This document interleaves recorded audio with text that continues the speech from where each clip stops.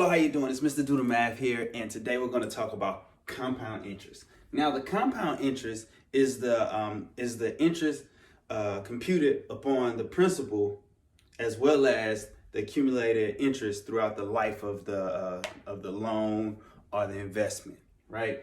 Compound interest uses this formula: A equals P times the quantity of 1 plus R to the T power. Now, how does the compound interest formula compare to the simple interest formula? Let's look at it. Simple interest was A equals P times the quantity of 1 plus R times T, right? So with the compound interest, the amount of time the principal, the interest is calculated to the principal is raised to the power, whereas their rate and the time are multiplied in simple interest. Okay. So let's look at it. Let's do some math. All right, so now we're gonna look at some examples in which we're going to attach or calculate the compound interest when interest is applied once a year. Okay, so let's look at this. Let's look at this example here. Let's do the math. Here we go. They said, suppose you deposit $2,000. Suppose you deposit $2,000 into a Homewood Bank at an interest rate of 6% compounded annually for 3 years. All right. The first thing you want to do is you want to figure out what's what. You want to figure out what variable goes towards what. So we're going to identify the information we have. 2,000 is the deposit, so it represents the principal. I already put the R next to 6%, so that's the rate, and it's over 3 years. Okay. From here, in order to do the math, this is the T. In order to do the math, you're just going to substitute it into this formula here.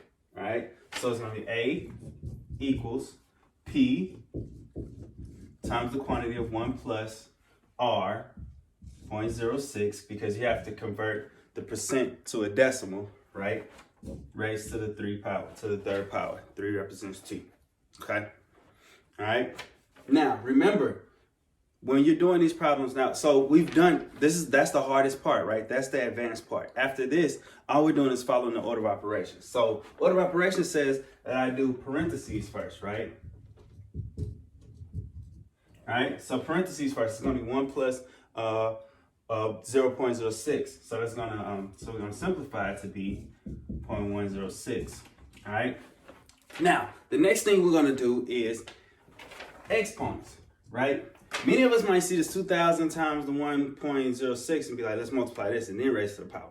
But the order of operations said that we got to raise it to the power first, all right? So we're going to raise this to this power, all right? 1.06 raised to the third power. I'll give you the exact answer, so I won't skip steps. So here we go. Clear. 1.06, clear. By 1.06 raised to the third power.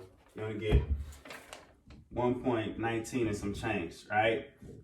Now, what I'll do is when I'm multiplying this, or when I'm computing this, or when I'm doing this math, I'm not going to round here, right? So I'm going to raise this to the power, press enter. Once I get this amount, all I'm going to do is say times 2,000, right? Once I multiply this into 2,000, I'm going to get $2,000, 382 and 3 cents, right? Now, this is where you round, right? Because we're dealing with money, we can round to the nearest hundredth place, right?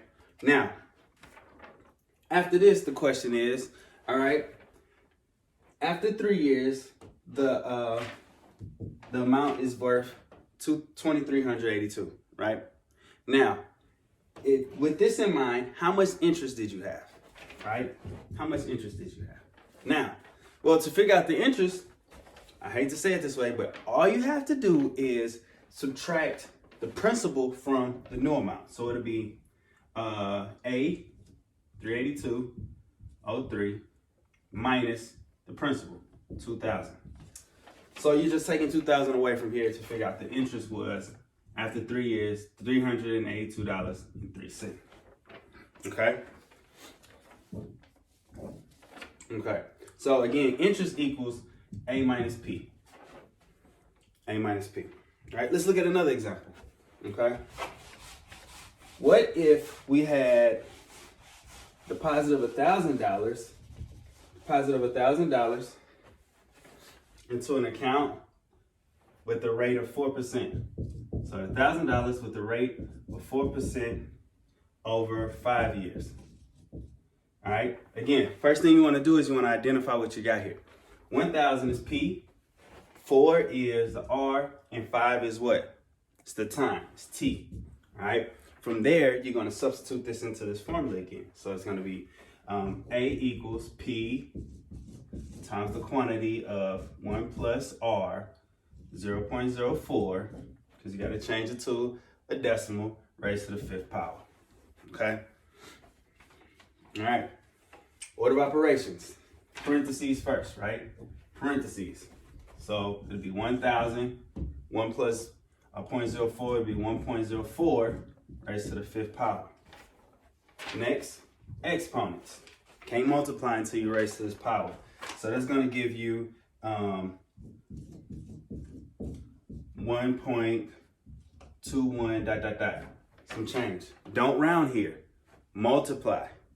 Right? So you're going to do 1.04 raised to the 5th power times 1,000, which would give you $1,216.65, right? The interest then, what's the interest? So after 5 years, the account is worth $1,216.65, right? Now, the interest that you got over 5 years will just be to subtract this, right? A, which is what this is, minus P. So that's $1,216.65 minus 1,000. That's going to give you the interest amount of $216.65, right? $216.65. All right. Now let's go on. Let's look at. So there are going to be times where a period of time. So let's talk about compound interest when the interest is paid multiple times a year. Okay? Where's my eraser? Oh, that's in my pocket. All right. So compound interest multiple times a year. All right. So the period between each interest payment is called the compounding period. Right? This is the formula that you use when the compounding period is once a year. However, you have situations where they're paid multiple times a year. So for instance, if you have an interest that is paid twice a year, that's known as semi-annually, right? So that's twice a year, 2 times a year. If it's paid 4 times a year, that's going to be quarterly, 4 times a year. Then you can also be paid monthly, right? Or it can pay you monthly. That's 12 times a year, right? Now, when you're looking at multiple interest payments throughout a year, you need to consider that these time frames, semi-annually, quarterly, and monthly, are known as N, are represented as N, right? And so when you're trying to figure this out, N has to be added to this formula here, right? And the way N is played into this formula is like so. It'll be A equals P, the principal, times 1 plus the rate over the number of times this rate is added, raised to the time times the number of times you pay per year. Okay, or the number of times interest is paid a year. Okay, so N goes 2 places when you're computing the interest rate when it's paid more than once a year. All right, so the rate is underneath the rate and it's times the time. Okay, you ready? All right, so again, you have when it's semi-annually, N equals 2, quarterly, N equals 4, monthly, N equals 12. Okay, and this is our new formula. All right, A equals P. Well, we can erase the old formula, put the new one. A equals P times the quantity of 1 plus R over N to the T in power. T times N power. Okay? All right, cool. Let's look at an example here. Here we go. Imagine if you had a deposit, right, of $7,500. Deposit of $7,500 into a banking institution that pays a rate of 6% monthly over 5 years. All right. Again, first things first, you want to identify what you have with our problem. All right. 7,500, that's our principal. 6% is our rate. Monthly represents 12, right? That's our N, and the time period T is 5 years. All right. The next thing we want to do is we're going to substitute it. We're going to put it into this formula here. So it's going to be A. So we're going to write A times the quantity. A equals P times the quantity of 1 plus R 0.06 over time. Over the rate. Over N raised to the ENT power. So it's 12 times 5. Everybody good? Everybody good? Okay. Again, the principal, the rate, number of payments a year, times the time times the number of payments, raised to the time times the number of payments a year. All right. Okay. Now let's do the math. First things first, parentheses. All right. But within parentheses, you got this division problem here. So it's going to be 0.06 divided by 12. 0.06 divided by 12 is going to give us 0.005, right? Raised to this 12 times 5 power. So we just put the 60 here to represent our exponent right now. Okay. Now we can add. So we're going to get 7,500 times 1.005 to the 60th power. All right. From here, we can do exponents. We can't multiply here until we raise to this power. So we're going to raise the 1.005 to the 60th power, and that's going to give us 1.34 and some change, right? Don't do anything but hit the time sign and multiply it by 7,500.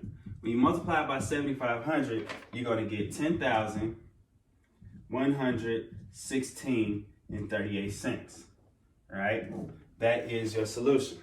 Right now, this is the value of the account after 5 years when the interest is compounded monthly. Right. Okay, with that in mind, if you started off with 7,500, how much interest did you make? Right? How much interest was paid to you? So again, that would be A, the amount, minus the P. So it's going to be a 10,116.38 minus the 7,500. Right? When you do this math, you'll end up with 2,616.37. So this is the interest. Right?